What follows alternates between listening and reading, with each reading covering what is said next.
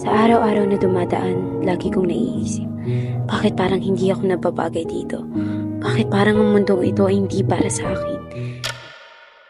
May mga panaginip ako, mga lugar at mga taong hindi ko kilala, pero pakiramdam ko, doon ako dapat, doon ako totoo.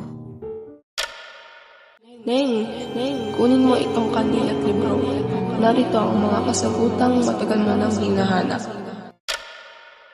Pinigit ko ang aking mga mata. At sa isang iglap, nandun na ako sa makalumang mundo na tila ginawa para sa akin.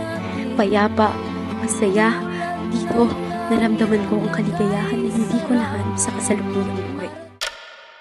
Ngunit sabi ng libro, hindi ito pang matagalan, hindi ito totoong akin.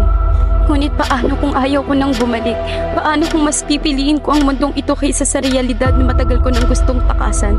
Isang hiling, isang kataon, ngunit bakit kailangan laging may wakas? Ayaw ko nang bumalik. Paano ko ito ipaglalaban?